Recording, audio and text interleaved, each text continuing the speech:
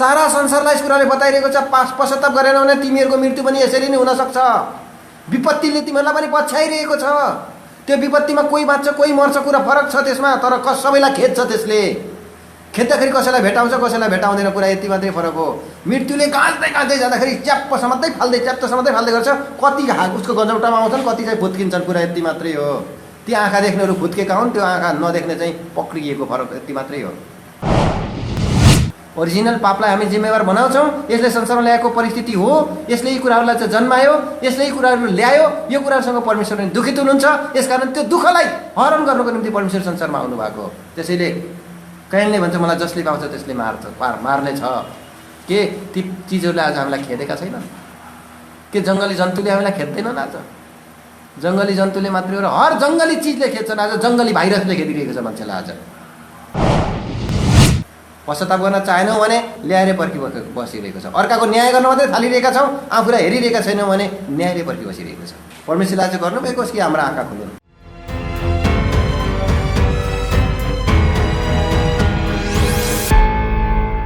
एकजना अन्धा मानिस छन् जो चाहिँ आमाको गर्भदेखिका अन्धा, अनि जो चाहिँ प्रभु यीशु मसीहको सम्पर्कमा यसरी यहाँनिर आइपुगेका छन्। अनि जुन व्यक्तिलाई देखेर यहाँनिर चेलाहरूले पहिलो कुरा चाहिँ प्रभुका राख्छन् है। यो व्यक्ति जो अन्धा थियो, त्यहाँनिर प्रभु जिसस पास बाई, त्यहाँबाट भएर चाहिँ गइरहनु भएको थियो।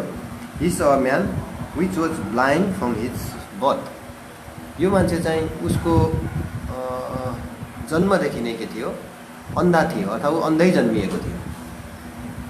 अनि यहाँनिर भनेको छ उहाँका चेलाहरूले प्रभुसँग सोध्दछन्, हे गुरुज्यू, हु डिड सिन, कसले पाप गर्यो, this man or his parents, यो मान्छेले पाप गर्यो कि यिनका बाबुआमाले पाप गर्यो, that he was born blind, कि यो पापी जन्मियो, उनका बाबुआमाले पाप गरेको कारण ऊ पापी जन्मियो, कि ऊ आफैले पाप गरेको कारण ऊ पापी जन्मियो, कसरी ऊ पापी जन्मियो भनेर यहाँनिर सोधिएको छ। यो सोधिएको प्रश्नको जवाफमा प्रभुले यिनीहरूलाई चाहिँ उत्तर दिनुभएको छ। एउटा डिस्कसन चाहिँ यो एउटा सर्ट डिस्कसन, तर एउटा बडो मार्मिक कुरा छ। अनि अर्को डिस्कसन यो अन्धा व्यक्ति जब निको पारिसकेपछि उसको समाजसँग हुन्छ, अनि समाजले यहाँसम्मको डिस्कसन हुन्छ कि समाजले उसलाई बहिष्कार गरिदिन्छ। अनि थर्ड डिस्कसन ऊ समाजबाट निस्केर गइसकेपछि प्रभुले उसलाई भेटे पश्चात ती व्यक्तिहरू फेरि आएर चाहिँ के हामी अन्धा हौँ त भन्दै प्रभु यीशु मसीहसँग तिनीहरूले डिस्कस गरिरहेका छन् है। प्रभुले भन्नुभएको छ तिमीहरू अन्धा हुँदा तिमीहरूमा पाप हुने थिएन। हामीले यो पहिलाको के अरे 8 अध्यायमा हिजोको पाठमा हामीले यस कुरालाई पढेका छौँ कि अन्धा आफ्नो अन्धोपनलाई तिनीहरूले नदेख्नु, त्यो चाहिँ समस्या थियो। यहाँनिर यसले चाहिँ डबल अर्थ बोकेको छ। यो अन्धा व्यक्तिले एउटा चाहिँ फिजिकल अन्धापन, अर्को चाहिँ तल गएर 40-41 पदमा हामीले पढ्यौँ भने त्यसले चाहिँ स्पिरिचुअल अन्धापनको विषयमा चाहिँ एउटा लेसन थियो भन्ने कुरा हामी बुझ्दछौँ। यद्यपि यहाँनिर देखाइएको चाहिँ फिजिकल अन्धापनको कुरा र भएको घटना पनि हो। अनि यो साङ्केतिक अन्धा होइन, यो कुनै पनि काल्पनिक अन्धा होइन, निश्चित साँचो अन्धा हो। अनि यहाँ घटेको घटना एउटा रियल घटना थियो, तर त्यो रियल घटना एउटा अर्थमा चाहिँ थियो भन्ने कुरा चाहिँ पछाडिको पदहरूले चाहिँ देखाउँदछन्। तिमीहरू अन्धा भएको भए ता तिमीहरूमा पाप हुने थियो। अनि यहाँनिर कस्तो खालको ब्लाइन्डनेसको विषयमा प्रभुले कुरा गर्नुभएको छ भन्दाखेरि तिनीहरूले स्वीकार्नुपर्ने तिनीहरूको अन्धोपन, अनि तिनीहरू चाहिँ बाहिरी आँखा देखेकोमा चाहिँ भित्री आँखा बन्द भएको कुरालाई चाहिँ बुझ्न नसकेको तिनीहरूको अवस्था, अनि आफूलाई अन्धा छौँ भनेर तिनीहरूले भन्न नसकेको अवस्था, उनीहरू अन्धा भएर पनि अन्धा भएको अवस्थालाई देख्न नसकेको अवस्था। अर्थात् त्यस अर्थमा तिमीहरूका बाहिरी आँखा अन्धा भएर भित्री आँखा नखुलेको हालतलाई प्रभुले तल गएर अन्धा भएको भए त भन्ने अर्थमा प्रयोग गर्नुभएको। एउटा चाहिँ स्पिरिचुअल ब्लाइन्डनेस, आत्मिक अन्धापन, अर्को चाहिँ फिजिकल ब्लाइन्डनेस, एउटा चाहिँ शारीरिक अन्धापन, अर्को चाहिँ स्वीकारको अन्धोपन, स्वीकारको अन्धा र देख्ने मान्छे। स्वीकारमा जसले आफैलाई चाहिँ बाहिरी कुराहरूमा घमण्ड गर्दैन त्यसलाई चाहिँ आफ्नो अन्धोपनलाई स्वीकारेको अवस्थालाई चाहिँ स्वीकार बताउँदछ। बाहिरी कुरालाई नदेखेको पनमा आफ्नो जुन पनि बाहिरीपनको देखाइको कुरालाई चाहिँ तुच्छ ठान्ने अवस्था। बाहिरी देखाइमा उनीहरू यसरी निर्भर भइदिए कि बाहिरी देखाइलाई तिनीहरूले तुच्छ ठान्न सकेनन्। बाहिरी देखाइलाई तुच्छ ठान्न नसकेको कारणले गर्दाखेरि प्रभुले तिनीहरूले चाहिँ आफूलाई अन्धा भनेर नभनेको भनेर त्यसलाई चाहिँ बताउनु भएको छ तल 40-41 पदमा। यो छुट्टै तरिकाले बताइएको, त्यस कारण त्यहाँ बुझ्न अलिकति गाह्रो होला। अब हामी माथिको पोइन्टमा पहिला चाहिँ हामी केन्द्रित हुन्छौँ। सम्भव भयो आवश्यक पऱ्यो भने मात्रै हामी तल जान्छौँ। तर यहाँनिर चेलाहरूले सोधेको कुरा छ, उनीहरूले चाहिँ जिज्ञासु भएर सोधेका छन्। तलकाहरू चाहिँ घमण्डी भएर चाहिँ प्रभुलाई के हामी पनि अन्धा हौँ त भनेर सोधेका हुन्। तर यहाँनिर चेलाहरूले सोधेको कुरा चाहिँ जिज्ञासु भएर उनीहरू जान्न चाहन्छन् र यो विषयमा तिनीहरूमा भएको प्रश्न हो यो चाहिँ। अनि केवल ती चेलाहरूमा मात्रै नभएर आम मानव जातिमा भएको प्रश्न हो है। मानव जातिमा भएको प्रश्न चाहिँ के छ भन्दाहुँदै हामीले यहाँ देख्दछौँ कि उनीहरूले सोध्दछन्, his disciple asked him saying, master who did sin, कसले पाप गर्यो र ऊ चाहिँ यसरी अन्धा जन्मियो, पाप चाहिँ कसको थियो भन्ने कुरा हामी यहाँनिर उनीहरूले सोधेको हामी देख्दछौँ। यहाँनिर एउटा कुरामा तपाईँले ध्यान दिनुपर्छ, हु डिड सिन, कसले पाप गर्यो भनेर एउटा कमिट, पापलाई कमिट गरेको कुरालाई चाहिँ यहाँनिर बताइएको छ। अर्थात् पापलाई ऊ आफैले चाहिँ एक्सर्साइज गरेको अवस्था, अर्थात् क्रियामा कसले चाहिँ ल्यायो पापलाई, कसले गरेको पापको कारणले यो भयो। उसले पाप गर्यो र ऊ अन्धा भयो, त्यसो अन्त ऊ जन्मेको अन्धा हो। फेरि त्यहाँनिर उसकै पापले कारणले हो भन्यो भने ऊ जन्मेको अन्धा हो भन्ने प्रश्न फेरि उनीहरूमा आउँथ्यो। अनि ऊ नजन्मिँदै एउटा चाहिँ बालक एउटा नजन्मिँदै उसले पाप कसरी गर्न सक्छ भन्ने प्रश्न त्यहाँ सोधिन्थ्यो। त्यो प्रश्न सोधेर प्रभुले उत्तर दिन गाह्रो हुन्छ भनेर प्रभुले त्यहाँनिर उनीहरूलाई उत्तर दिनुभएको होइन। यदि त्यस्तो कुरा थियो भने त प्रभुले त्यसरी नै उत्तर दिनुहुन्थ्यो। अनि कि उनका बाबुआमाले पाप गरेको कारणले गर्दा, बाबुको पापको कारणले गर्दा ऊ छोरा यस्तो जन्मियो, या आमाको पापले गर्दाखेरि छोरा यस्तो जन्मियो, कि बाबुआमा दुवैले पाप गरेको कारणले गर्दा छोरा यस्तो जन्मियो, कि उनको बाजेले पाप गरेको कारणले गर्दाखेरि छोरा यस्तो जन्मियो। यहाँनिर यो चाहिँ प्रश्न छ। तर यहाँनिर प्रभुले भन्नुहुन्छ, neither had this man signed, न त यो मान्छेले पाप गर्यो। यसलाई विशेष ध्यान दिनुहोस् है, अलिकति यहाँनिर हामीले बुझ्नु जरुरी छ। नट हिज प्यारेन्ट्स, न त उसको बाउ आमाले पाप गरे,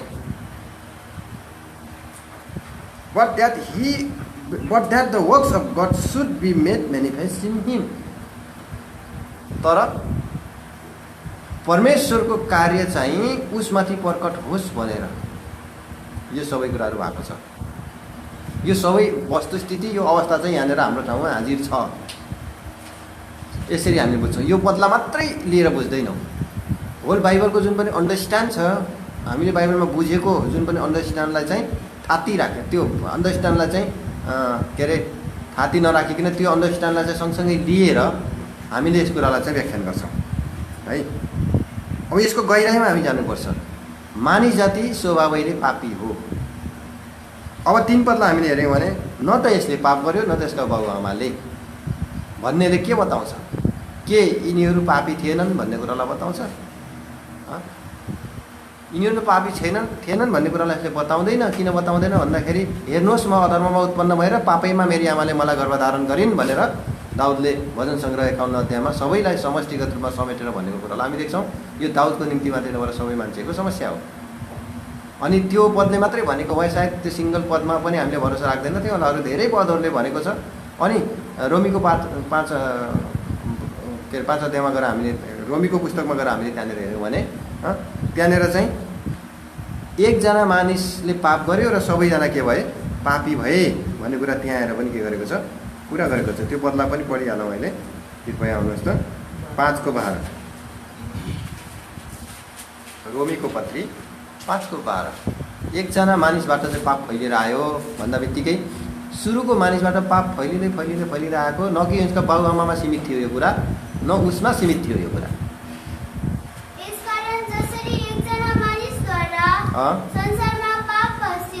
जसरी एकजना मानिसद्वारा संसारमा पाप पस्यो र पापद्वारा मृत्यु आयो, अनि त्यसरी नै मृत्यु सबै मानिसहरूमा फैलियो, किनकि सबैले पाप गरेका छन्। अनि मृत्यु सबै मानिसमा फैलियो किनभने सबैले पाप गरेका छन्। यसको मतलब एकजना मानिसबाट फैलिएर आएको उसको बाबुआमा र उसको बाजे र बजैबाट होइन। बाउले पाप गर्यो र बाउबाट चाहिँ उसको पापको सुरुवात होइन, उसको बाजेबाट नै पापको सुरुवात होइन, उनको आमाबाट नै पापको सुरुवाती थिएन। पापको सुरुवाती त सुरुदेखि नै थियो। त्यो कुरामा चाहिँ यो मान्छे नै मुछिएको थियो, त्यो प्रसङ्ग छुट्टै प्रसङ्ग हो। तर यहाँनिर सम्बन्धित जुन पनि प्रसङ्गको विषयमा कुरा गर्दाखेरि चेलाहरूको प्रश्नमा तपाईँ हामी केन्द्रित हुन्छौँ। चेलाहरूको प्रश्न के छ? Who did sin, who commit sin. अब हामीले यहाँनिर देख्छौँ परमेश्वरबाट जन्मेको बालकले पाप गर्न सक्दैन। दिस मिन, यसको अर्थ हुन्छ उसले पापको कमिट गर्न सक्दैन। यहाँ केही बुझ्नको निम्ति मैले यी पदहरू तपाईँलाई देखाउन चाहन्छु। यहाँनिर अलिकति थोरै कुरा मात्रै छ, थोरै त्यहाँनिर अलिकति बुझेनौँ भने हामी मिसगाइड भइहाल्छौँ त्यहाँनिर चाहिँ, अनि मिस व्याख्या गर्न थाल्छ र धेरैले यसलाई चाहिँ मिस व्याख्या गरेका छन् है।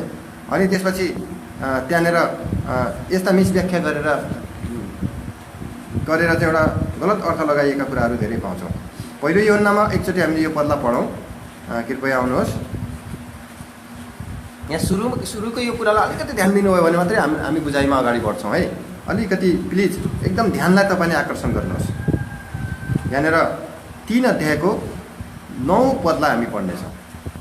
पहिलो यूहन्ना।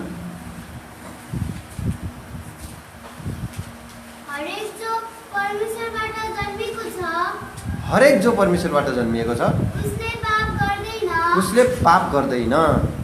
अनि किनकि उहाँको बिउ उसमा रहन्छ र उसले पाप गर्न सक्दैन। उसले पाप गर्न सक्दैन किनभने ऊ परमेश्वरबाट जन्मेको छ।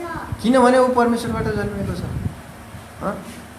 हरेक जो परमेश्वरबाट जन्मेको छ त्यसले पाप गर्न सक्दैन। किन सक्दैन भन्दा उसमा परमेश्वरको बिउ रहन्छ। परमेश्वरको बिउ उसमा रहने भएको कारणले उसले पाप गर्न सक्दैन। अब यहाँबाट तपाईँ हामीले के बुझ्छौँ? नयाँ जन्म पाएको प्रत्येक विश्वासीले कहिल्यै पनि पाप गर्न सक्दैन भन्ने बुझ्छौँ। उसले पाप गर्दैन भन्ने हामीले बुझ्छौँ। अर्थात् उसमा पापै आउँदैन भन्ने हामीले बुझ्छौँ। त्यसो बुझ्दैनौँ, किनभने विश्वासीहरूले गल्ती गरेका, नयाँ जन्म पाएका विश्वासीहरू पनि गल्तीमा फँसेका कुराहरू हामीले देखेका छौँ र देख्छौँ। यसको मतलब यो के हो भन्दा ऊ पाप गरेर यतिकै रहन सक्दैन, ऊ चुपचाप बस्न सक्दैन, ऊ पाप गरेको अवस्थामा ऊ अब रहन सक्दैन, ऊ सक्दैन, बिल्कुल सक्दैन भनेको क्या।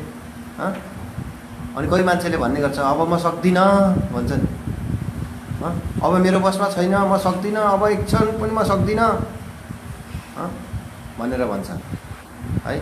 मैले यो घटनालाई बार बताउने गर्छु। एकजना व्यक्ति आफ्नो साथीसँग चाहिँ एउटा बिजी रोड क्रस गरिरहेको थियो। व्यस्त रोड थियो, एउटा ट्राफिक जाम हुने एकदमै अलिकति मिस्टेकले ट्राफिक जाम हुने ठाउँ। अनि जेब्रा क्रसिङबाट उनीहरू पास हुँदै थिए।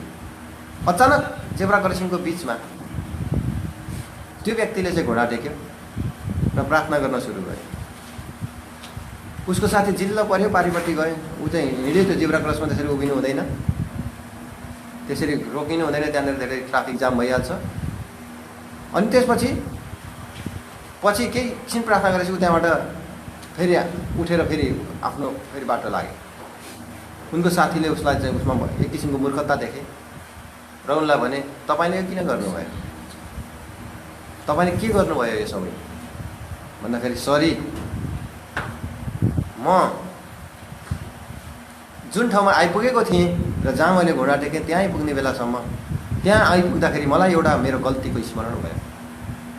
अनि म अगाडि एक पाइला पनि म चाल्न सक्दिनँ थिएँ, मेरो विवेकले मलाई दिँदैन थियो, किनभने मसँग टाइम थिएन कि मलाई त्यो किसिमको अशान्ति, त्यो किसिमको पाप र त्यो किसिमको गल्तीलाई एक्स्ट्रा अगाडि म बोकेर हिँडौँ। किनभने मेरो निम्ति त्यो ट्राफिक जाम हुने कुरा त्यो चाहिँ अशोभनीय हो, या म त्यसरी भएर जानु अशोभनीय हो। अनि मान्छेहरूले मलाई जसरी भन्छन् त्यो कुरा पनि अशोभनीय हो, त्यो राम्रो होइन।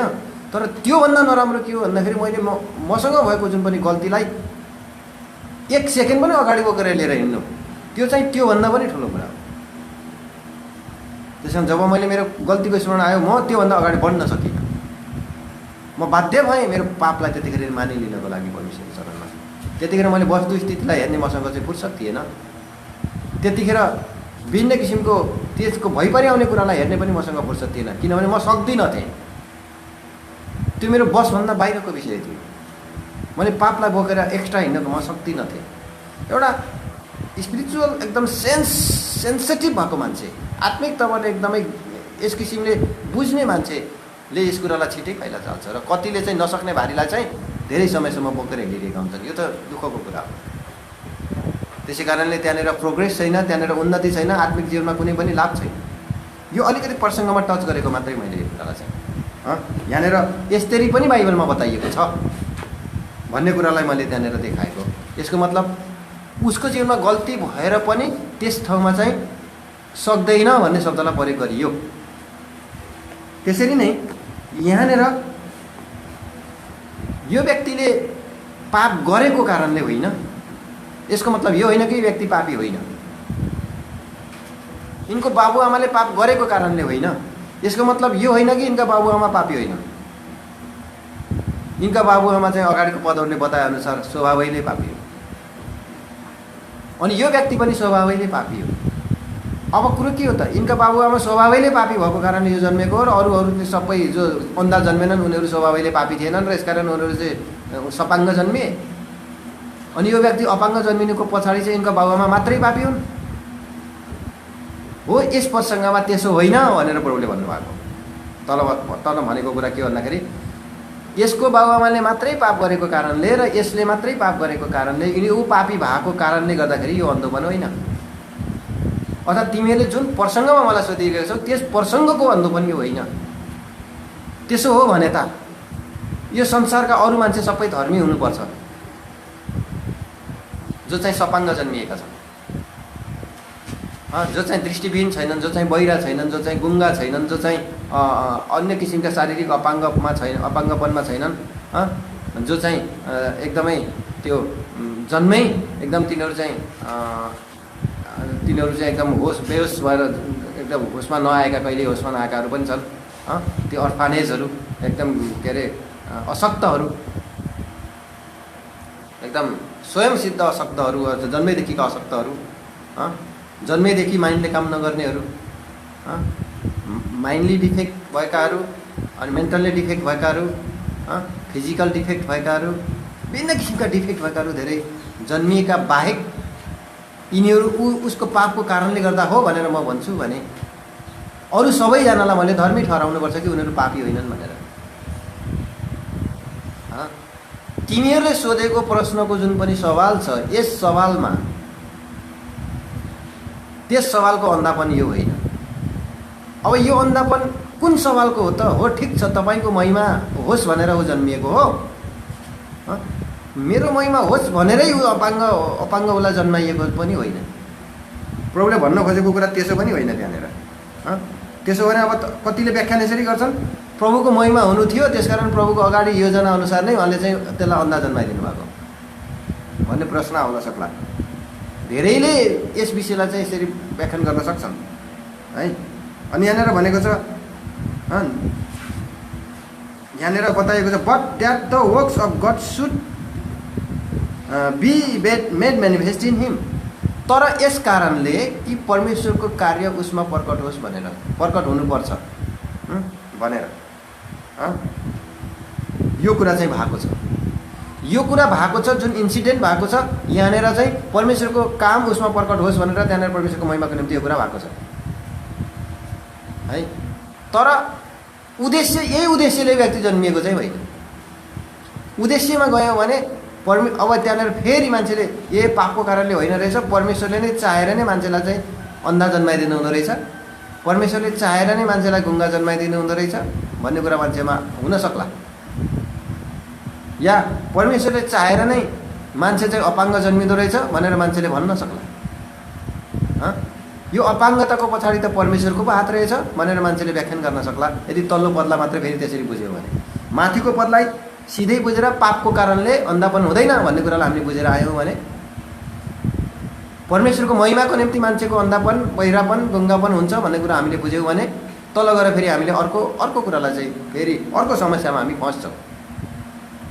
यसै कारण यहाँनिर प्रासङ्गिक कुरा के थियो, सोधिएको प्रश्न के थियो, यस कुरामा तपाईँ हामी चाहिँ विशेष ध्यान दिन्छौँ, यस कुरालाई विशेष हामी चाहिँ गम्भीरतामा हामी निहार्छौँ। प्रासङ्गिक कुरा के थियो भन्दाखेरि who did sin, who commit sin, कसले पाप गर्यो, पाप गर्नको निम्ति त्यो अभ्यास कसले गर्यो, एकदम विलिङली पाप कसले गर्यो, गर्छु भनेर पाप कसले गर्यो, कमिटको अर्थ चाहिँ यो अर्थमा आउँछ। अर्थात् गर्ने उद्देश्य राखेर कसले पाप गर्यो, र यो व्यक्ति चाहिँ अन्धा जन्मियो भन्ने प्रश्न छ यहाँनिर चाहिँ। इजरायलीहरूमा र कति धर्मावलम्बीहरूमा पनि विद्यमान एउटा कहावत के छ भन्दाहुँदी पुर्खालाई पापले चाहिँ पछ्याउँछ। अनि यो कुराको कहावत छ, तर यहाँनिर बाइबलले के भन्छ भन्दाखेरि इजाकियलको पुस्तकमा हामीले हेऱ्यौँ भने बाबुको अधर्मको फल छोराछोरीले भोग्दैनन्, न त छोराछोरीको अधर्मको फल चाहिँ बाबुआमाले भोग्छन् भन्ने शब्द प्रयोग गरिएको छ। इजाकियलको पुस्तक 3 अध्यायमा होला, कृपया आउनुहोस् त। यसको 20 पदको अन्तिम खण्डतिर छ, 18 को 20। खास यो पदलाई हामी लिन्छौँ। इजाकियल, जुन मानिसले पाप गर्दछ त्यही मर्नेछ, जुन मानिसले पाप गर्दछ त्यही मर्दछ। छोराले बाबुको अधर्मको दण्ड भोग्ने छैन, न त बाबुले छोराको अधर्मको दण्ड भोग्नेछ। छोराले बाबुको अधर्मको फल पनि भोग्दैन अनि बाबुले छोराको अधर्मको फल पनि भोग्दैन। यसको मतलब यो कुनै पनि परिस्थिति कसैको पापले गर्दा निमन्त्रण गर्दैन, कसैले पाप गरेको कारणले गर्दा यो अवस्था चाहिँ त्यहाँनिर आउँदैन। अनि यसको मतलब के, अब यहाँनिर आफ्नो पापको प्रतिफल आफै भोग्नुपर्छ। अब आजको पाठमा हामी कता जाउँ त, फेरि यो व्यक्तिले पाप गरेको कारण यो भएको हो त भन्दाखेरि फेरि त्यो प्रसङ्ग पनि होइन। यहाँनिर मैले एउटा प्रसङ्ग मात्रै यो पदलाई पढ्न लगाएको छु हजुरलाई। बाबुआमाको फल, पापको फल चाहिँ छोराछोरीमा आएर यस किसिमको अवस्था सिर्जना हुँदैन भन्ने कुरालाई हामी बताउँछौँ, हामी देख्छौँ। श्रापितको कुरा चाहिँ छुट्टै प्रसङ्गको कुरा हो, त्यो चाहिँ पुस्तालाई पहिलाएर जाने कुरा चाहिँ 1000 पुस्तासम्मका कुराहरूको विषयमा हामी त्यहाँनिर देख्दछौँ। त्यो चाहिँ श्रापित हुने अर्थको कुरा, त्यो छुट्टै प्रसङ्गमा त्यसलाई हामी हेर्छौँ। अब यहाँनिर बाबुको कारणले यो होइन भन्ने कुरा चाहिँ व्यवस्थाकै पुस्तकमा उनीहरूका स्क्रिप्चरमै बताएको कुरा उनीहरूले चाहिँ उनीहरूको निम्ति उत्तर थियो यहाँनिर चाहिँ। अब यहाँनिर बाबुआमालाई चाहिँ त्यो पापमा मुच्न पाइँदैन थियो, अनि छोरा अरू कसैलाई पनि त्यो उसको गल्तीमा चाहिँ मुच्न पाइँदैन थियो, अर्थात् उसमा भएको समस्यामा मुच्न पाइँदैन थियो।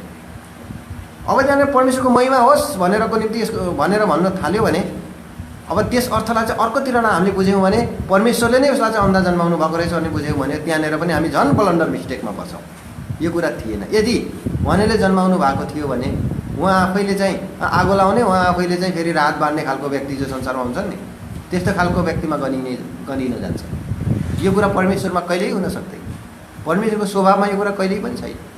अब यो सबै कुरालाई बुझ्नको निम्ति अब हामी परमेश्वर संसारमा आउनुभएको उद्देश्यलाई हामी एक ठाउँमा त्यहाँनिर मनन गर्छौँ। कृपया हामी आउँदा यहाँ लुकाको पुस्तकमा एउटा खण्ड हामीले पढ्नेछौँ। अलिकति यहाँनिर तपाईँले ध्यान दिनु जरुरी छ। जति यहाँनिर अलिक गहिरिएर हामी ध्यान दिनौँ भने कति कुराहरू हामी बुझ्दैनौँ। त्यहाँनिर यूहन्नाका चेलाहरूले चाहिँ त्यहाँनिर सवाल गरेका छन् है कि आउनेवाला तपाईँ हुनुहुन्छ या हामी अरू कसैको बाटो हेर्नु भनेर उनीहरूले त्यहाँनिर समस्या राखेका छन्।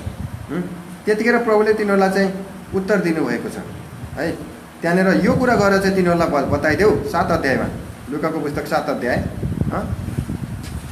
22 पदलाई पढ्नुहोस् त। यो कुरा चाहिँ पहिलेदेखि सूचित गरिएको थियो कि यो संसारमा भएको विडम्बनालाई हटाउनको निम्ति ख्रीष्ट आउने विषयमा यो कुरा चाहिँ यूहन्नालाई थाहा थियो। अनि ख्रीष्ट आएर यो कुरा गर्नुहुन्छ भन्ने कुरा थाहा थियो। अनि यो कुरा चाहिँ यस अर्थमा सोध्न पठाइएको थियो कि यूहन्नाले यस कुरालाई के गर्न सकुन्, के यूहन्नाका चेलाहरूले पनि कुरा जान्न सकुन् कि उहाँ नै ख्रीष्ट हुनुहुन्थ्यो भन्ने कुरा। यस कारणले पनि उसलाई सोध्न पठाइएको थियो। अनि अगाडि पढ त। तब येशूले जवाफ दिँदै तिनीहरूलाई भन्नुभयो, जाऊ र जे कुरा तिमीहरूले देख्यौ र सुन्यौ यूहन्नालाई ती बताऊ।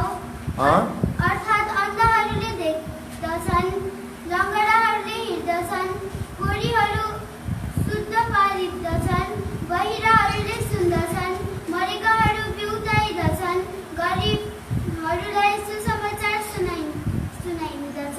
अब यहाँनिर मसीह संसारमा आउनुको उद्देश्यको विषयमा जो प्राचीन कालदेखि बताइएको थियो, पहिलेदेखि भनिएको थियो विभिन्न खण्डमा, त्यही कुरालाई यहाँनिर प्रभुले उद्धृत गरेर यो कुरा भन्नुभएको छ। जो पहिल्यै पुरानो नियमदेखि भनिएका कुराहरू थिए, जुन कुरालाई प्रभुले यहाँनिर बताइरहनु भएको छ कि अन्धाहरूले देख्दछन् उहाँको कारणले, अनि त्यसपछि लङ्गडाहरू हिँड्दछन् उहाँको कारणले, द लेपर्स आर क्लिन, कुष्ठरोगीहरू शुद्ध पारिदछन्, द डिफ हियर, बहिराले सुन्दछ, the dead are raised, to the poor the gospel is preached, मुर्दाहरू बिउताइन्छन् अनि गरिबहरूलाई सुसमाचार सुनाइन्छ। उहाँले यसो गरिरहनु भएको छ भन्ने गरेर सुनाइदेऊ। म ख्रीष्ट हो कि होइन भन्ने कुरा तिमीले गएर बताउनु पर्दैन उनलाई, यति गरेर बताइदेऊ। यसको मतलब चाहिँ त्यहाँनिर उहाँ ख्रीष्ट हुनुहुन्थ्यो र उहाँको मिसन चाहिँ यो थियो। उहाँ संसारमा यसकारण आउनु भएको थियो। यो कुरा थाहा पाइसकेपछि यूहन्नाले पनि यो कुरालाई जान्न सक्दथे। अनि त्यहाँनिर यसकारण चाहिँ त्यहाँनिर यो कुरा बताइएको छ। अनि यसकारण चाहिँ प्रभु येशू मसीह संसारमा आउनुहुन्थ्यो भन्ने कुरा चाहिँ यो कुरा प्रकटमा थियो। यसको मतलब यो संसारको जुन पनि पीडा छ, यो संसारको पीडालाई किन त्यहाँनिर सम्बोधन गरियो, किन यस अर्थमा चाहिँ मसीह संसारमा आउनुपर्ने थियो। यदि उहाँले नै ब्लाइन्डहरूलाई संसारमा पठाउनु भएको थियो, उहाँले नै संसारमा चाहिँ रोगीहरूलाई पठाउनु भएको थियो भने तिनीहरूसँग उहाँलाई पीडित हुनु किन आवश्यकता थियो? पीडित हुनु आवश्यकता थिएन। तिनीहरूलाई टिठाउनु किन आवश्यकता थियो? उहाँले चाहिँ सरर जसलाई अन्धा पार्दैन हुँदै तिनीहरूलाई सरर प्रभुले चाहिँ निको पार्दै हिँड्दै भइहाल्थ्यो। अनि यहाँनिर यी सबै कुराहरू किन आवश्यक थिए? यसको मतलब हो संसारको कहर परमेश्वर कहाँ चाहिँ असह्य भएको थियो। संसारको कहरदेखि परमेश्वर चाहिँ दुखित हुनुहुन्थ्यो। संसारको पीडा परमेश्वरको पीडा थियो। संसारको व्यथा परमेश्वरलाई व्यथित बनाउने कुरा थियो। संसारको दुःख परमेश्वरलाई दुखित बनाउने कुरा थियो। मानिस जातिको प्रेमले उहाँलाई चाहिँ ओतप्रोत पारेको थियो।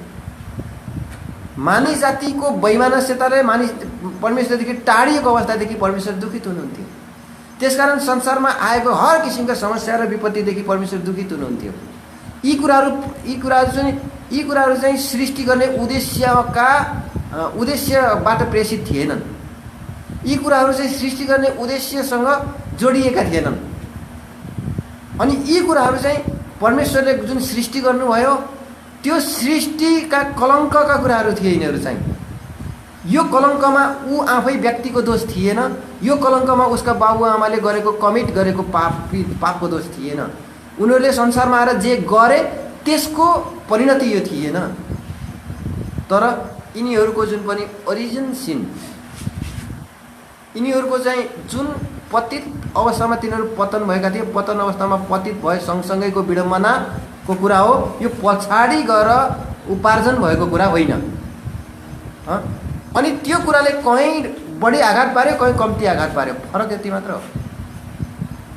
किनभने हरेक इभिल परमेश्वरले सृष्टि गर्ने उद्देश्यले सृष्टि गर्नु भएको होइन, इभिललाई, खराबीलाई।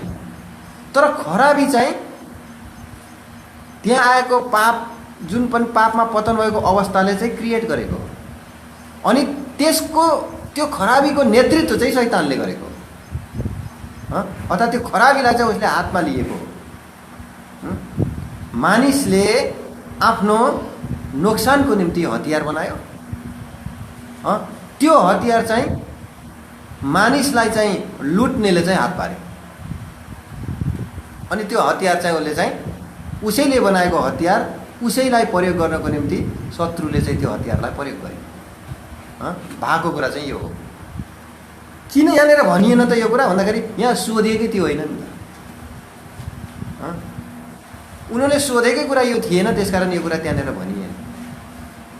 त्यो कुरा कहिल्यै भन्नु भएन प्रभुले, किन भन्नु भएन? उहाँले अरू ठाउँमा चाहिँ बताउनु भयो।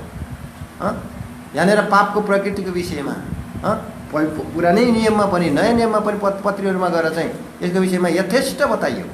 तर त्यतिखेर तत्कालीन अवस्थाको विषयमा तिनीहरूको बिचमा भएको जुन पनि भ्रमहरू थिए र तिनीहरूले सोधेका प्रश्नमा लुकेका भ्रमहरू थिए, त्यस कुरालाई मात्रै त्यतिखेर चिर्नुपर्ने कुरा थियो र त्यो कुरालाई मात्रै बताउनु पर्ने कुरा थियो त्यहाँनिर। त्यसै कारण त्यो कुरा बताइयो। किनभने व्यवस्थाबाट एकैचोटि नयाँ नियममा आउँदाखेरि सबै कुराहरू चाहिँ तिनीहरूलाई एकैचोटि तिनीहरूको सहन शक्तिभन्दा बाहिरका कुराहरू भन्थे।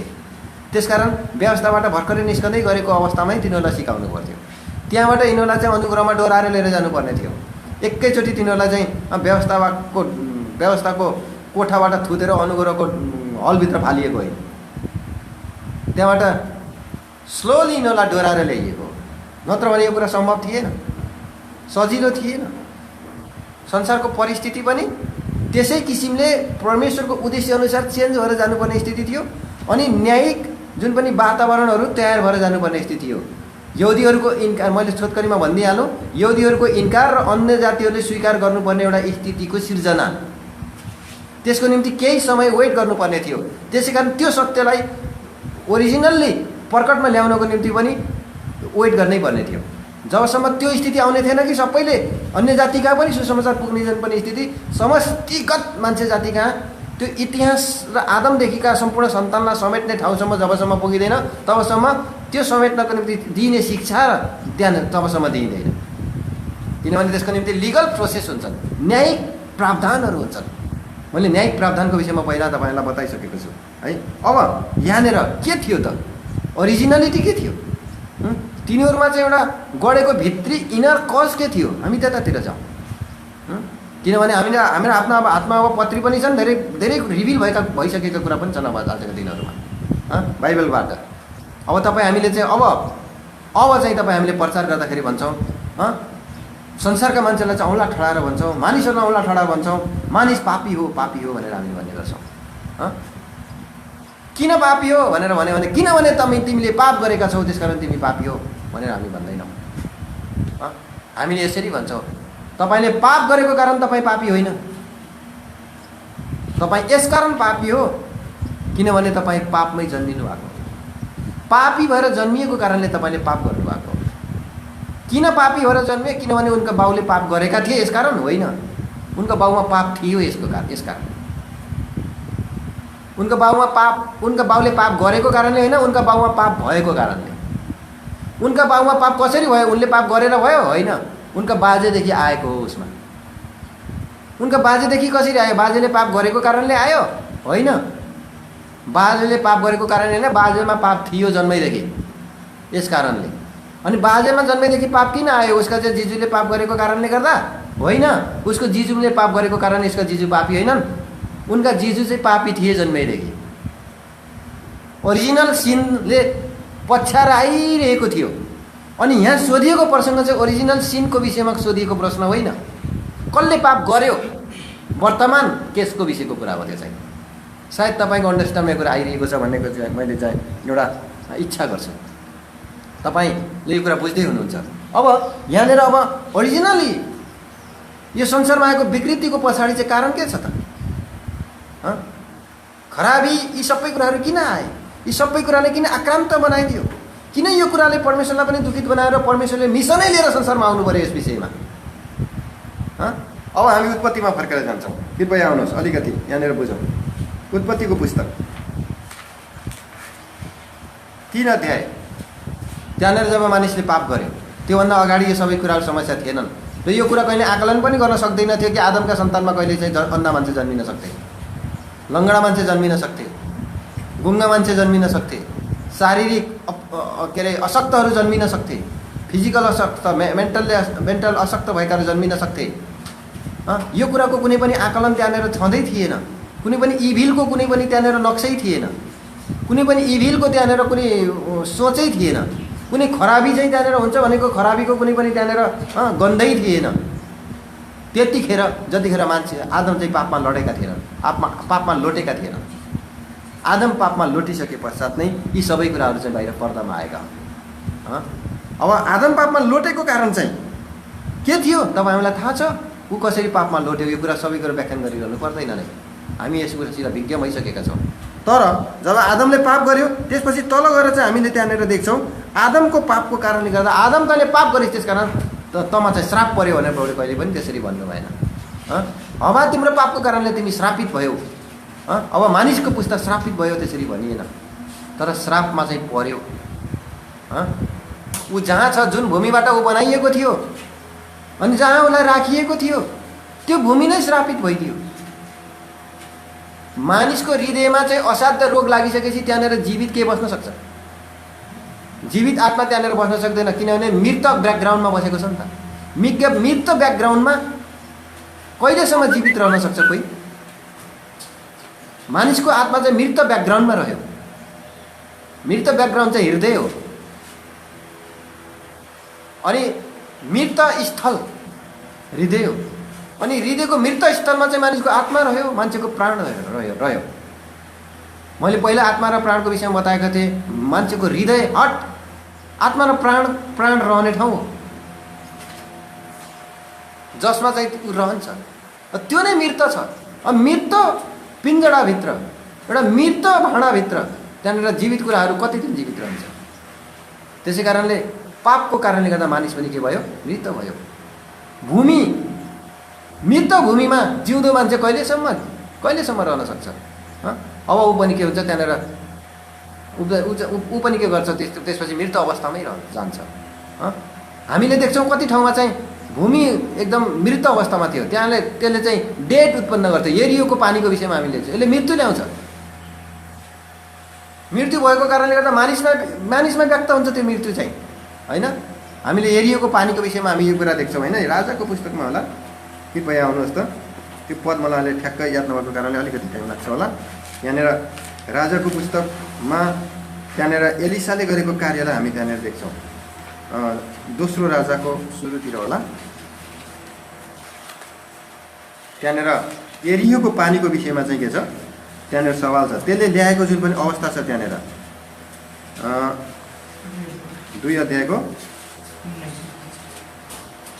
2 अध्यायको तिनीहरूले भनेका छन् कि त्यो पानी चाहिँ कस्तो थियो? खराब। अरू कहाँनिर 19 पद। अनि त्यस सहरका मानिसहरूले एलिसालाई भने हामी तपाईलाई बिन्ती गर्छौँ, हेर्नुहोस् यो सहर कति मनोहर ठाउँमा बसेको छ जो मेरा प्रभुले देख्दै हुनुहुन्छ, तर पानी चाहिँ खराब छ र जमिन बाँझो तुल्याउने छ। पानी खराब छ र जमिन बाँझो तुल्याउने छ। यसै कारणले अब यहाँको पानी एकदमै खराब भएको एउटा अवस्था छ। माथि 18 पद पनि। अनि जब तिनी कहाँ फर्केर आए, किनकि तिनी एरिकोमै बसेका थिए, तब तिनले तिनीहरूलाई भने के मैले तिमीहरूलाई नजाऊ भनेको थिइनँ र? 18 पद हो। त्यो छुट्टै वर्षमा रहेछ। तल एरियोको पानीको चाहिँ त्यो खराब थियो, त्यसले बाँझोपन लिएर आउँथ्यो। यसको मतलब त्यो श्रापित थियो। अब यो श्रापले गर्दा उनीहरूलाई चाहिँ त्यहाँनिर समस्या पारेको कुरा थियो, समस्यामा फँसेको अवस्था थियो। अब यही कुरालाई अलिकति विस्तृत बुझ्नको निम्ति हामी चाहिँ 3 अध्यायमा आयौँ भने उत्पत्तिको पुस्तक, त्यहाँनिर परमेश्वरले आदमलाई भन्नुभएको कुरालाई हामी देख्दछौँ। यहाँनिर कति पदलाई पढौँ भन्दा हुँदी 17 पद। अनि आदमलाई उहाँले भन्नुभयो, तिमीले तिम्री पत्नीको कुरा सुनेका हुनाले र जुन रुखबाट मैले तिमीलाई यसबाट तिमीले खानु हुँदैन भनी आज्ञा गरेको थिएँ त्यसबाट तिमीले खाएका हुनाले भूमि तिम्रो कारणले छ। भूमि तिम्रो कारणले श्रापित भएको छ। कष्टसँग तिमीले आफ्नो सारा जीवनभरि यसबाटको फल खानेछौ। अब हेर्नुहोस्, यहाँनिर अग्रिम भूमिमा श्राप छ, भूमिमा प्राप्त छ, त्यसले पाप उपार्जन गर्दछ। अब यहाँनिर अलिकति ध्यान दिनुहोस्, हाम्रो त्यो प्रसङ्गको बुझाइमा हामी अलिकति अगाडि बढ्छौँ। त्यस पश्चात कज के थियो? भूमि श्रापित छ। श्रापित भूमि भएको कारणले गर्दा त्यहाँनिर धेरै कुराहरू त्यसले चाहिँ उपार्जन गर्दछ। यहाँ माथि एउटा पद तपाईँलाई म देखाउन चाहन्छु, माथि यहाँ तल देखाउन चाहन्छु। कैनले एक्स्ट्रा पाप गरेर गयो, अझै त्यो पापमा पतन भइसके पश्चातको कुरा, झन् बढ्दै गएको अवस्था छ। उसले पाप गरिसकेपछि त्यो व्यक्ति चाहिँ श्रापित, एउटा श्रापमा फस्यो भनौँ। परमेश्वरले उसलाई चाहिँ धपाइदिनु भयो, अनि ऊ चाहिँ पृथ्वीमा भगुवा बन्नु पर्यो। र त्यसको विषयमा यहाँ 14 पदमा उसले भनेको कुरालाई हामी यसमा देख्छौँ। पढ्नुहोस् त, 4:14। आज तपाईले मलाई यस पृथ्वीको सतहबाट निकाल्नु भएको छ, अनि म तपाईको उपस्थितिबाट लुकिएको हुनेछु। म तपाईँको उपस्थितिबाट लुकिएको हुनेछु। अनि यस पृथ्वीमा म भगुवा र डुलुवा हुनेछु। यो पृथ्वीमा म भगुवा हुनेछु, यो पृथ्वीमा म डुलुवा हुनेछु। अनि अर्को कुरा तल्लो खण्डबाट, अनि यस्तो हुनेछ, जस कसैले मलाई भेटाउँछ, त्यसले मलाई मार्नेछ। यहाँनिर हेर्नुहोस् त, जस कसैले मलाई भेटाउनेछ त्यसले मलाई मार्नेछ। कसले मार्नेछ? कुनै मान्छेको विषयमा उसले कुरा गर्दैछन्? यस, मान्छेको विषयमा पनि। अनि उनले चाहिँ अरू जति पनि चिजहरू थिए, जति पनि कुराहरू थिए, ती सबै हिंस्रक भएर जानेछन् भन्ने कुरा त्यहाँनिर निर्विवाद थियो। तबसम्म सर्प मान्छेलाई डस्न आउँदैन थियो। तबसम्म कुनै पनि हिंस्रक जन्तु मान्छेलाई चाहिँ फहराउन आउँदैन थियो। यो कुराको इतिहास थिएन उनीहरूसँग। अब बिस्तारै बिस्तारै यी सबै उसका निम्ति आक्रामक भएर जानेछन्। कहिले कहिले घरमा पालेको आफ्नै पशु, अत्यन्त प्रिय पशुले चाहिँ कहिले कहिले मान्छेलाई हानेर मारिदिएको रेकर्डहरू छ। बिस्तारै बिस्तारै विकृतिले कुरूप लिएर जान्छ। कैनले तत्कालीन अवस्थालाई मात्रै नभएर त्यसको फ्युचरसम्मको कुरालाई चाहिँ लिएर बोलिरहेको थियो। किनभने मर्ने भन्ने कुरा चाहिँ उसको समाजमा कस्तो हुन्छ, मर्ने भन्ने कुरा उसको समाजमा थिएन, अटाएकै थिएन त्यो विषय। किनभने कसैको मृत्यु देखेको थिएन, एउटा भाइको मात्रै मृत्यु देखेको थियो उसले, भाइलाई मारिसकेको थियो उसले। अनि स्वभावैले कुनै पनि व्यक्ति त्यसरी मर्ने भन्ने कुरा उसको सोचमा आएको थिएन। पहिलो मृत्यु नै संसारमा मान्छेको पहिलो मृत्यु नै देखेको कसको थियो? हाबिलको थियो। यो कुरा उसले मारेको कुरालाई उसले सोचेको थियो र त्यो मृत्युको गम्भीरतालाई साथ उसले अझै बुझ्न सकिरहेको अवस्था थिएन। त्यसपछि के हुन्छ भन्ने कुरा पनि उसलाई त्यति थाहा थिएन। उसलाई पृथ्वीमा जिउनेसँग ऊ चाहिँ बढी प्रासङ्गिक थियो यो मान्छे, त्यस प्रसङ्गमा थियो यो मान्छे। त्यसै कारणले यो व्यक्तिले चाहिँ त्यहाँनिर भन्छ कि जस कसैले मलाई भेटाउँछ उसले मलाई मार्नेछ। डर आयो उसभित्र, डर पस्यो। म मर्नेछु मेरो पापको कारणले भन्ने कुरा त उसको समाजमै आएको छैन। यो कुरा मेरा बाबुआमाले पाप गरेका थिए, त्यो पाप चाहिँ हामीमा आइसकेको छ, त्यो एउटा ओरिजिनल सिनमा परिणत भएर गइसकेको छ। त्यसले चाहिँ त्यो व्याप्त एउटा सिनको ब्याकग्राउन्ड त्यहाँनिर तयार भइसकेको छ। अब हामी सिनको पृष्ठभूमिमा छौँ, पापको पृष्ठभूमिमा छौँ हामी। अब यहाँनिर कुनै पनि जीवनको उपार्जन हुन सक्दैन। जीवनको उपार्जन हुने कुराहरूमा त्यहाँनिर श्राप छ। यी कुराहरूको त्यति गहिराइमा व्याख्यान गरिरहेको त यिनीहरू थिएनन् नै। ती कुराहरू आज तपाईँ हामीले व्याख्यान गर्दैछौँ कि त्यसको परिणति कस्तो थियो भनेर। तर त्यो किसिममा थपिएका पीडाहरू बिस्तारै महसुस गर्दै जाँदै थिए तिनीहरूले। अनि जति पाप बढ्दै जाँदै थियो त्यसले त्यति नै त्यसलाई त पीडित बनाउँदै जाँदै थियो। आज संसारका अवस्थालाई तपाईँ हामीले हेऱ्यौँ भने यो सारा कुराहरू चाहिँ डिफेक्ट भइसकेको अवस्था छ। केही समय अगाडि हाम्रो बिचमा एउटा न्युज छ्यापछ्याप्ती छापियो होइन त, यो ओजन तहमा चाहिँ भयङ्कर ठुलो पुवाल पऱ्यो भनेर।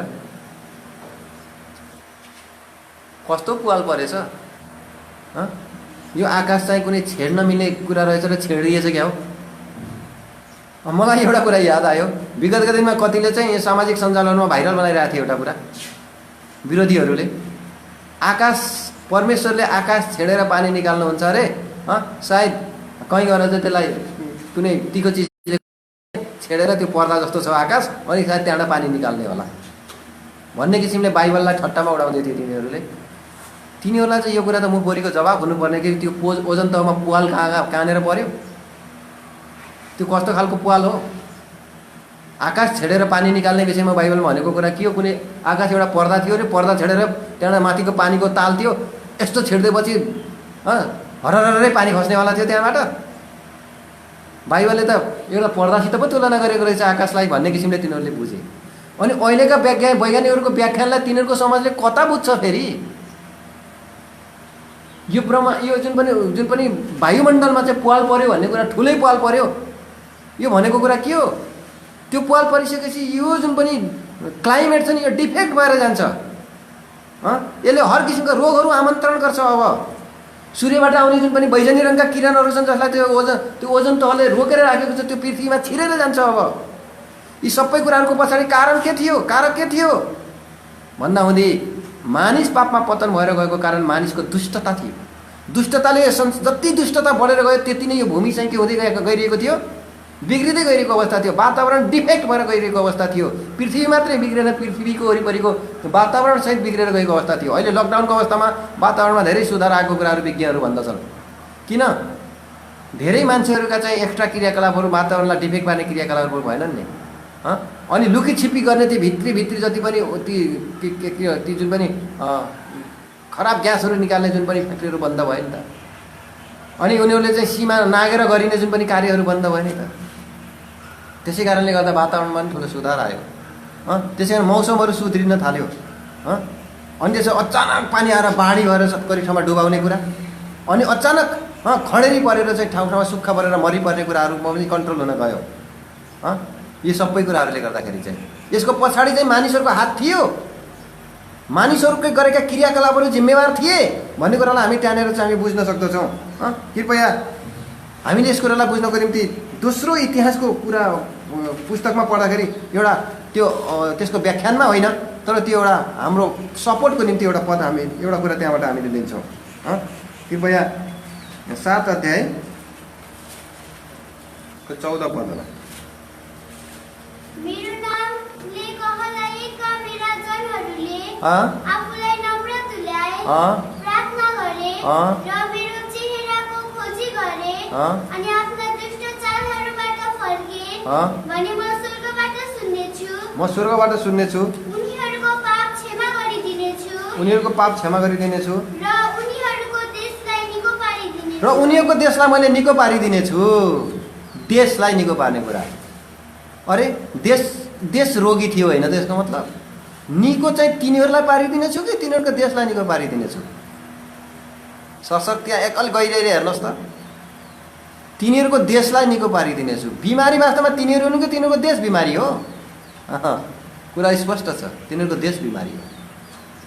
देशलाई के रोग लाग्यो? देश बिमारी हुनुको पछाडि कारण के थियो? यिनीहरू थिए। यिनीहरू कारण थिए अनि देश बिमारी भएको थियो। देश बिमारी भएको कारण त्यसको डिफेक्ट चाहिँ यिनीहरूमा परेको थियो। नुहको समयको संसारलाई किन नाश पार्नु पर्यो? किनभने सारा संसार पापले भरिएको थियो। सदम र गमोरालाई किन नाश पार्नु पर्यो? किनभने सारा सदम र गमोरा पापले भरिएको थियो।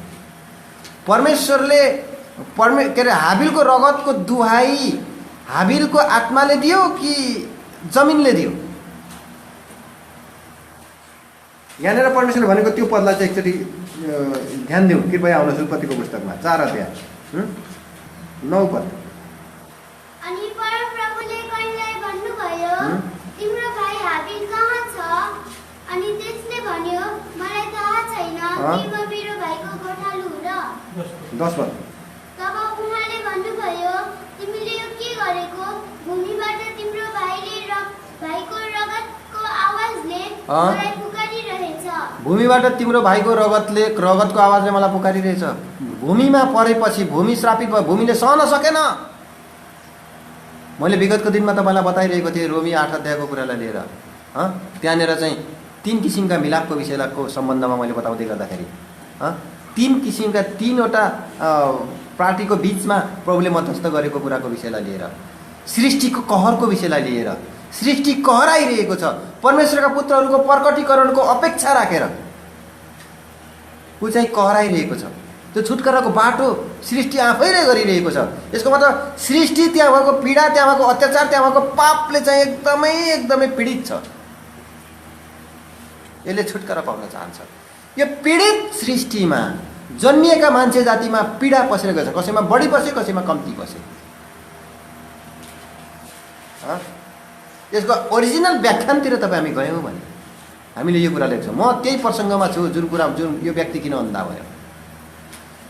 यो सृष्टिमा आदमको पापले त्यो अन्धालाई मात्रै फलो गर्यो, अरूलाई किन फलो गरेन?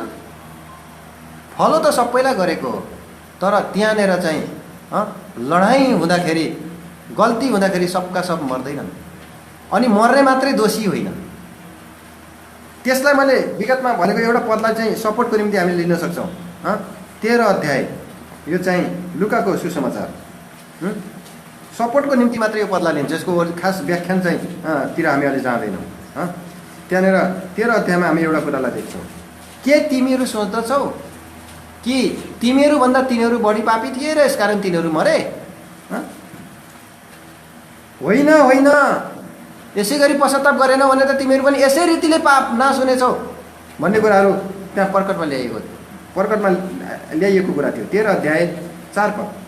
अनि हे मेरा मित्रहरू हो, म तिमीहरूलाई भन्दछु, तिनीहरूसँग नडराऊ, जसले शरीरलाई मार्दछन्, तर त्यसपछि अरू बढी केही गर्न सक्दैनन्। अरू बढी केही पनि गर्न सक्दैनन्।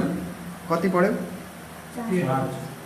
13 लुका 13:4। सरी, त्यो होइन। अथवा ती 18 जना जसमाथि सिलोआमको धरहरा खस्यो र तिनीहरूलाई मार्यो, के तिनीहरू चाहिँ यरुशलेममा बस्ने सबै मानिसहरूभन्दा बढ्ता पापी रहेछन् भनी तिमीहरू ठान्छौ? अब प्रश्नको फेरि त्यो प्रश्नको उत्तर हामीले पाइहाल्यौँ। त्यसो भए त भूमिको पापको श्रापको कारणले गर्दा, सृष्टिदेखि त्यसले पछ्याएको कारणले गर्दा त्यो पापले चाहिँ पक्रेको रहेछ अन्धालाई। अन्धालाई मात्रै किन पक्र्यो त? फेरि त्यहाँ भएको अरू हेर्नेलाई किन पक्रेन? उसलाई जन्मेदेखि किन पक्र्यो? उसको गर्भदेखि किन पक्र्यो? अरूलाई किन पक्रेन? प्रभुले उत्तर दिइहाल्नु भयो। के तिमीहरू यसै सोध्छौ? ती मर्नेहरू सिलोआमको धरहरा ढलेर मर्यो। 18 जनालाई किचेर मारिदियो त्यो धरहराले। त्यतिखेर यो घटना घटेको थियो। तर जतिखेर प्रभुले भन्दै हुनुहुन्थ्यो त्यतिखेर आलो थियो यो घटनाहरू। धेरैले जान्दथे, वर्तमान थियो त्यतिखेर घटना। त्यसको आसपासमा घटेको घटना थियो। समाचार छत्छत्ती भएका थिए कि सिलोआमको धरहरा लड्यो रे, 18 जनालाई किचेर मार्यो रे भन्ने, कोरोना भाइरसले यति लाख मर्यो रे भन्ने कुरा अहिले संसारमा आएको जस्तै त्यतिखेर यो कुरा वर्तमान थियो। अनि सहरमा मान्छेहरू चित परि यत्रो मान्छे मर्यो रे, ती मान्छेहरू चाहिँ पापी रहेछन्, तिनलाई पापले कहीँ पनि छोडेन। त्यहाँ गएर पनि पक्रेरै छाड्यो यिनीहरूलाई पापले। धेरैले यसरी व्याख्यान गर्थे, तर प्रभुले के भन्नु? तिमीहरू यसरी व्याख्यान गर्छौ? होइन। किन तिनलाई मात्रै पक्र्यो त? तिनीहरू बढी पापी थिए यसकारण? होइन। सारा संसारलाई यस कुराले बताइरहेको छ, पश्चाताप गरेन भने तिमीहरूको मृत्यु पनि यसरी नै हुनसक्छ। विपत्तिले तिमीहरूलाई पनि पछ्याइरहेको छ। त्यो विपत्तिमा कोही बाँच्छ, कोही मर्छ, कुरा फरक छ त्यसमा, तर सबैलाई खेद्छ। त्यसले खेद्दाखेरि कसैलाई भेटाउँछ, कसैलाई भेटाउँदैन, कुरा यति मात्रै फरक हो। मृत्युले गाँच्दै जाँदाखेरि च्याप्प समात्दै फाल्दै गर्छ। कति उसको गजौटामा आउँछन्, कति चाहिँ फुत्किन्छन्, कुरा यति मात्रै हो। ती आँखा देख्नेहरू फुत्केका हुन्, त्यो आँखा नदेख्ने चाहिँ पक्रिएको फरक यति मात्रै हो। उद्देश्यलाई उसलाई मात्रै पक्रिने उद्देश्य चाहिँ थिएन। यो पतित अवस्थाले उसलाई मात्रै पक्रिने स्थिति थिएन, तर त्यहाँनिर केही पक्रिन गयो। पावल जब समुद्री यात्राबाट चाहिँ त्यो माल्टा भन्ने टापुमा जब पुगे, त्यस ठाउँमा पुगिसकेपछि चिसोको कारणले गर्दाखेरि त्यहाँनिर दाउराहरू बटुलेर त्यहाँनिर आगो बालिरहेका थिए। पावलले पनि दाउराको बिटा बटुलेर हाल्दै गर्दा एउटा साँप आएर उसमा झुन्डियो, उसको हातमा झुन्डियो, विषालु साँप। उनीहरूले चिन्दैथे त्यो साँप कस्तो हो, त्यो साँपले टोकिसकेपछि अब मान्छे एकछिन ठहरै भएर लड्छ भन्ने तिनीहरूलाई थाहा थियो। तिनीहरूले झट्टै आकलन गरिहाले मानिसहरूको नीच सोच, मानिसहरूको कमजोर सोच, मानिसहरू यस्तै कुराहरूमा फँसेर चाहिँ अगाडि आइपर्ने, आफ्नै जीवनमा आइपर्ने घटनाक्रमदेखि तिनीहरू चाहिँ बेहोसियारी भइरहेका छन् मान्छे जाति आज। किनभने कसैको कमजोरी उसको पापसित साटिदिन्छन् मान्छेले। आफू पनि त्यही लाइनमा छु भन्ने कुरालाई मान्छेले बिर्सिदिन्छ। त्यसै कारणले तिनीहरूले आकलन गरिहाले, न्यायले यो मान्छेलाई छोडेन, समुद्रको विपत्तिदेखि त बाँच्यो, यो हत्यारे नै रहेछ, पापी नै रहेछ, तर ईश्वरले यो मान्छेलाई छोडेनन्। साँपलाई पठाएर भए पनि यो मान्छेलाई चाहिँ समुद्रदेखि त बाँचिस्, तँलाई कहाँ म बाँच्न दिन्छु न भनेर साँपले न्याय गरिहाले यो मान्छेलाई। अब यो मान्छे समुद्रदेखि त बाँच्यो बिचरा, तर साह्रै अपराधी मान्छे रहेछ, किनभने उनीहरूलाई हातगढी लाएर ल्याएको थाहा देखे नि त तिनीहरूले कैदीहरू भन्ने कुरा। अब यिनीहरू चाहिँ के गर्छन्, मारिन्छन्। मारिनको निम्ति न्यायले पक्रियो। यति छिटै मान्छेले न्याय गर्यो। आज कसैमा केही घटना आइलाग्दाखेरि हामी यति छिटो न्याय गर्छौँ। थाहा भयो यो मान्छेमा गल्ती रहेछ, कोही मान्छे समस्यामा पऱ्यो यो मान्छेमा गल्ती रहेछ, कोही मान्छे एक्सिडेन्टमा पऱ्यो यो मान्छेमा गल्ती रहेछ, उसको गल्ती नभएको कारणले उसको गल्ती नै थिएन एक्सिडेन्टमा परेको मान्छेको भन्ने कुरा त होइन। तर कारण त्यसमा गएर जोड्नको निम्ति तपाईँलाई अधिकार छैन। त्यो कुराले उसलाई पछ्यायो, तपाईँ चाहिँ सुरक्षित हुनुभयो। म त सुरक्षित छु, ममा चाहिँ ठुला गल्ती भएको त मलाई पनि पक्रिन्थ्यो नि त। वास्तवमा देख्नुभयो न्यायले कसलाई पक्रियो? को रहेछ गल्ती थाहा भयो नि। अब भने कसैले भन्छ भने होसियार, तपाईँलाई पश्चाताप गर्नको निम्ति अनुग्रह दिइएको हुनसक्छ। अनुग्रहले तपाईँले चाहिँ एउटा ठुलो मौका पाएको हुनसक्छ। त्यो व्यक्ति यति मात्रै हो, अनुग्रहलाई चाहिँ त्यो मान्छेले ठाउँ दिएन र त्यो मान्छेलाई छिटो पक्रियो, उसलाई पनि मौका नदिएको त होइन। तर त्यो पक्राइले तपाईँलाई पनि पक्रिन्छ एक दिन। कुनै ठाउँमा चाहिँ 100 जना मान्छे छन्, 100 जना मान्छेमा चाहिँ त्यहाँनिर चाहिँ मृत्युले चाहिँ 10 जनालाई चाहिँ मार्नको निम्ति आइलागेको छ भने ती 10 जनालाई जोगाउन खोज्दाखेरि चाहिँ अरू 90 जना पनि मर्नेवाला छन् भने ती 10 जनालाई मर्न दिएर 90 जनालाई बचाउनुपर्छ।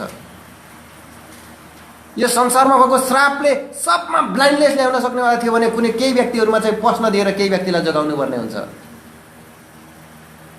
त्यसै कारण संसारमा केही व्यक्तिहरूमा ब्लाइन्डनेस पस्यो, केही व्यक्तिहरूमा चाहिँ लङ्गडापन पस्यो, केही व्यक्तिमा चाहिँ गुङ्गापन पस्यो, केही व्यक्तिमा चाहिँ एकदम किसिमको त्यस्तो किसिमको अशक्तता तिनीहरूमा पस्यो। परमेश्वरले चाहेर पठाउनु भएको होइन। यो संसारमा पापले चाहिँ खोजेर हिँड्दाखेरि गाँच्दाखेरि तिनीहरू गँजाइमा पर्न गए। यसमा परमेश्वरको उद्देश्य थिएन तिनीहरूलाई त्यस कस्तोमा राख्नु। भूमि श्रापित भइसकेको थियो, आदमले गरेको पापको प्रतिफल थियो। यी सबै कुराहरू हुनुको पछाडि हामीले पापलाई चाहिँ जिम्मेवार नबनाउनु भन्ने कुरा चाहिँ होइन।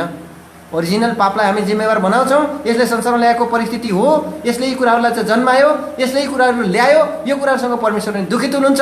यसकारण त्यो दुःखलाई हरण गर्नको निम्ति परमेश्वर संसारमा आउनु भएको। त्यसैले कैनले भन्छ मलाई जसले पाउँछ त्यसले मार्ने छ। के ती चिजहरूले आज हामीलाई खेदेका छैनन्?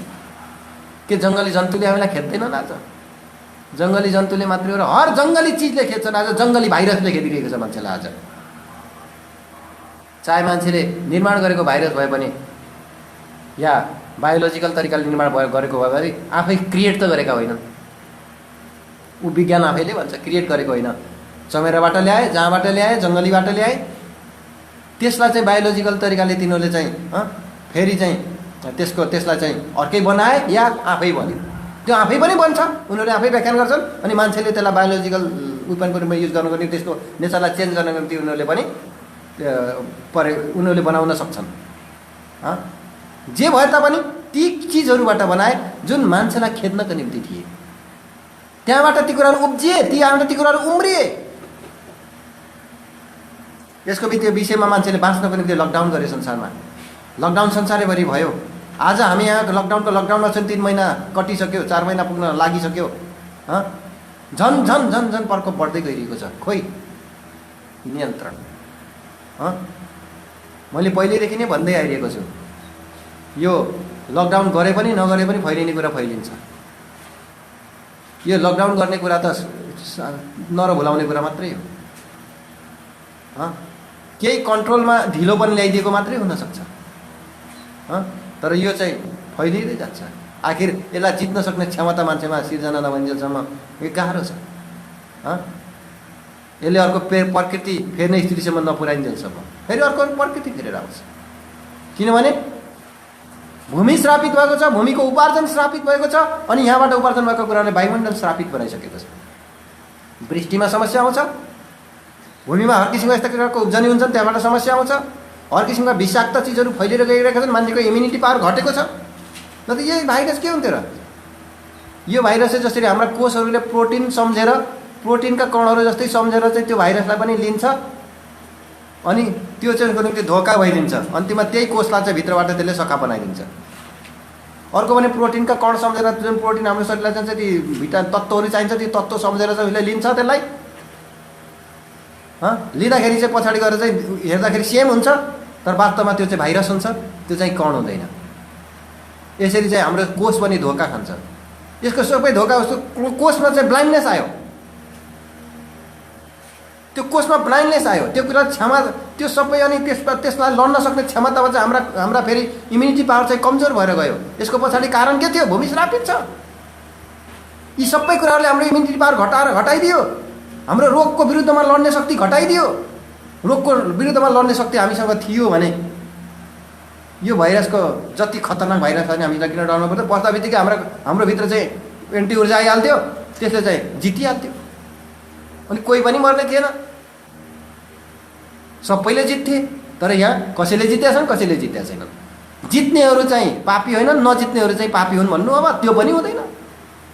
यस्तै किसिमको डिस्कसनले पछाडि गएर चाहिँ मान्छेलाई चाहिँ ठग्छ भनेर नि प्रभुले त्यो कुरा बताइदिनु भएको। यहाँनिर कसैको पापलाई ल्याएर तिमीले न्याय गर्न पाउँदैनौ। पापमा त सबै मान्छे फसिसकेका छन्। म त्यो पापको विषयमा कुरा गरिरहेको छैन, कमेन्ट गर्ने पापको विषयमा कुरा गरेको छु। कसैले बढी पाप गरिरहेको भयो भने नभन। सिलोमको धर्ममा तिनीहरू बढी पाप गरेको कारण तिनीहरू मरे भनेर नसोच। हेरोदले जसको रगत बगाइदियो वेदीको सामने, जुन रगत उसले बगाइदियो, त्यो चाहिँ उसले गरेका पापको कारणले उनीहरू मात्रै पापी थिए भनेर नसोच। कमिट गरेका पापको कारणले होइन, स्वभावको पापले सबलाई पक्रिबसेको छ। यसै रीतिले पश्चाताप गरेनौ भने तिमीहरू पनि यसै रीतिले मर्नेछौ। त्यसै कारणले संसारमा आएको जति पनि यी समस्याहरू छन्, ती समस्याहरूको पछाडिको ओरिजिनल कज चाहिँ यो थियो, कारण चाहिँ यो थियो। तर यहाँनिर प्रसङ्ग, यहाँ जो सोधिएको प्रश्न चाहिँ त्यो कजको विषयमा थिएन। संसारभरि यो किन विद्यमान छ भन्ने विषयमा यसको होइन। के तपाईँले पठाउनु भएको थियो? तपाईँको महिमा होस्, तपाईँले निको पारेपछि तपाईँको महिमा हुन्छ, तपाईँले उसलाई अन्त बनाइदिनु भएको हो? त्यसरी सोधेका भए प्रभुले चाहिँ ओरिजिनल कुरा बताउनु हुने थियो। तर त्यसको टाइम आएको थिएन, न तिनीहरूको समझमा अटाउने टाइम आएको थियो, न तिनीहरूले चाहिँ त्यो कुरा सोध्नै सके। जे कुरा आवश्यक थियो, जे कुरा प्रकटमा आउनु पर्ने थियो, त्यो कुरा सोधे तिनीहरूले। तिनीहरूलाई वर्तमान सताएको कुरा चाहिँ यो थियो। त्यसै कारण तिनीहरूले सोधे। अब सायद तपाईँको बुझाइमा चाहिँ यो कुरा एकदम क्लियर भयो होला। अझैलाई क्लियर पार्नको निम्ति मैले धेरै समय लिनुपर्छ, तर मैले धेरै समय नलिने विचार गरेँ, किनभने टाइम छैन अब हामीसँग। त्यसै कारण मैले तलको खण्डमा अब म गइनँ, किनभने त्यो सबै कुराहरूमा मान्छेले यो अवस्थालाई देख्न सक्नुपर्छ। अब कोही व्यक्तिमा आएको समस्याको कारणले गर्दाखेरि पक्रियो है त्यसलाई न्यायले भन्न छोडेर यो चाहिँ जनाउ घन्टी हो है भन्नपट्टि लाग्नुपर्छ। किनभने त्यहाँनिर इजरायलीहरूले गरेको पापको कारणले पापी इजरायली मात्रै मरे भन्ने कुरा थिएन नि। पाप गर्ने त जिउँदै थिए। को त्यो एउटा इजरायली र त्यो मोआबी स्त्री चाहिँ जिउँदै थिए। त्यहाँनिर 23,000 चाहिँ अरू हुनसक्छ 23,000 इजरायली चाहिँ भर्खर चुट्टी मरिरहेका थिए। जो पापी थिए तिनीहरूलाई चाहिँ त्यो महामारीले पक्रेर मार्दै गयो भन्ने कुरा हो। आज कोरोनाले कति विश्वासीहरू मर्लान्, यी बढी पापीहरू मात्रै मर्यो भनेर तपाईँले चाहिँ त्यसमा चाहिँ न्याय गर्नुहुनेछ? पापले त सबलाई पछ्याएको हो। त्यहाँनिर जब हाम्रो बिचमा असुरक्षा प्रवेश गर्छ, असुरक्षा प्रवेश गरिसके पश्चात त्यसले चाहिँ यो र ऊ भन्दैन। कोही असल व्यक्तिलाई त्यसले चाहिँ गाँच्न सक्छ, एउटा खराब मान्छेले जोगिन सक्छ। देख्नुभयो, अब त थाहा पाउनु भयो नि गल्ती को रहेछ भनेर भन्नु, यो मूर्खता बाहेक अर्को केही पनि हुने छैन। त्यसै कारण यो संसारमा विद्यमान जुन पनि समस्या छ आज, यो विद्यमान समस्याको पछाडि हामी सबैले मनन गरेर पश्चाताप गर्नु जरुरी छ, मानिलिनु जरुरी छ, स्वीकार्नु जरुरी छ। संसारमा कुनै पनि एउटा दृष्टिबिन मान्छेलाई हामीले देख्यौँ भने उसलाई हेला गर्ने होइन, उसको ठाउँमा आफूलाई पनि मुछेर हामीले हेर्नुपर्छ। यो वातावरण बिग्रियो, उनीहरूको जन्ममा उनीहरूको गर्भमै यो संसारको वातावरणले डिफेक्ट बनाइदियो, खानेकुरा डिफेक्ट बनाइदियो, खानेकुरा गलत भएर गएका छन्, खानेकुराहरूमा हर किसिमको अर्ग्यानिक कुरा केही छैनन्। अनि त्यसपछि गर्भको बालक डिफेक्ट हुँदैन, अस्वस्थ जन्मिँदैन त्यहाँनिर। यसको पछाडि भूमि श्रापित भएको छ, भूमिको उपार्जन श्रापित भएको छ। यसलाई बचाउनको निम्ति किराहरूले खान्छन्, किरालाई बचाउनको निम्ति अब हामीले विषादी प्रयोग गर्छौँ। त्यो विषादीले फेरि हाम्रो चाहिँ कहाँ हानिसकेको हुन्छ त्यसले। यी सबै कुराहरूको पछाडि भूमि श्रापित भएको कुरा थिएन? त्यसले भूमिले जो काँडा र सिउँडीहरू उमारेको रहस्य थिएन यो? यसले सबै किसिम रोग व्याधिहरूलाई त्यहाँनिर सिर्जना गर्यो। त्यसको उपार्जनमा रोग पस्यो अनि मानिसहरूमा चाहिँ रोग पसेर गयो। मृत्युको पछाडि कारक चाहिँ के थियो? रोगहरू थिए, तिनीहरू पसेर गए। यिनीहरू चाहिँ मान्छेको उपार्जन थियो। इम्युनिटी पावर मान्छेको घटेर गयो, लड्ने शक्ति मान्छे निरीह भयो, मान्छे कमजोर भयो। अब मलाई जसले पनि खेद्छ भन्छ कहिलेले, कमजोर भयो। मान्छे कमजोर थिएन, मान्छे एक किसिमको पापमा पत्ता नहुँदाखेरि हामीले सोच्छ एक किसिमको सुपर नेचुरल थियो मान्छे। तर त्यो सुपर नेचुरलिटीलाई मान्छेले चाहिँ गुमायो पापको कारणले गर्दाखेरि। त्यो खास त्यो एउटा सुपर नेचुरल हो, त्यसलाई के भने एकदमै अद्भुत थियो मान्छे, अद्भुत सामर्थ्य खालको थियो, त्यो गुमायो मान्छेले। त्यसै कारण अब मान्छेलाई चाहिँ आफूभन्दा ठुला जत्रा जनावरलाई उसले क्याप्चर गरिदिन सक्थ्यो। मान्छेलाई कुनै केसीले आँट गर्न सक्दैन थियो, यस कुनै भाइरसले पनि उसलाई डिफेक्ट गर्न सक्दैन थियो। तर यी सबै कुराहरूमा आज तपाईँ निरीह भयो। संसारको कमजोरको भन्दाखेरि सबैभन्दा कमजोर चाहिँ मान्छे। अब मान्छे चाहिँ सबैभन्दा कमजोर भएर गयो। मान्छे जस्तो भयभीत र मान्छे जस्तो समस्यामा अर्को कोही पनि छैन। यो सबले चाहिँ ओरिजिनल पापले निम्त्याएको कुरा हो, भर्खर कमिट गरेको पापले होइन है। यसका शिकार कोही बन्दैछन्, कोही चाहिँ त्यसमा चाहिँ खुच्चिङ मार्ने होइन, औँला ठडाउने होइन, सोच्नपट्टि थाल्ने। मैले पश्चाताप गरिनँ भने त्यसै गरेर पिनासले गरेर चाहिँ पाप गर्नेलाई त पछाडि गएर पिनासले रोपेर मार्यो। महामारीले त मारेन तिनीहरूलाई, तिनीहरू त पछाडि थिए। महामारी फैलेको एरियाभन्दा बाहिर थिए, तिनीलाई पक्रेन।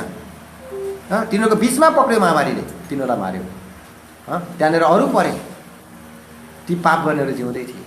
तर तिनलाई गरेर जब पिनासले मारिदिए सबै बाँचे। त्यसपछि देख्नुभयो। त्यसकारण आज पापीहरू चाहिँ जोगिएर हिँडेका हुन्छन्, पापीहरूले सिर ठाडो पारेर हिँडेका हुन्छन्, पापीहरूले चाहिँ गद्दार गर्नेहरू चाहिँ पनि म के गरेको भनेर ठिक हुँदै हिँडिरहेका हुन्छन्। अनि अरू मान्छेहरू चाहिँ शिकार बनिरहेका हुन्छन्, समस्या अरूमा थिग्रिरहेको हुन्छ। तपाईँ हामीले होस गरेनौँ भने न्यायले चाहिँ पर्खी बसिरहेको छ। पश्चाताप गर्न चाहेनौँ भने ल्याएर पर्खी बसिरहेको छ। अर्काको न्याय गर्न मात्रै थालिरहेका छौँ, आफूलाई हेरिरहेका छैनौँ भने न्यायले पर्खी बसिरहेको छ। परमेश्वरलाई चाहिँ गर्नुभएको छ कि हाम्रो आँखा खुल्नु।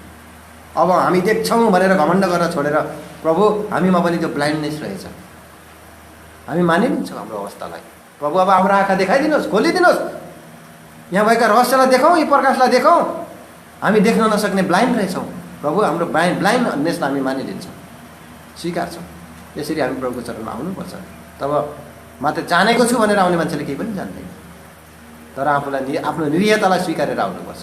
त्यो परमेश्वरले हामीलाई सहायता गर्नुभएको छ। आज हाम्रो परमेश्वर वचन यही राख्छौँ।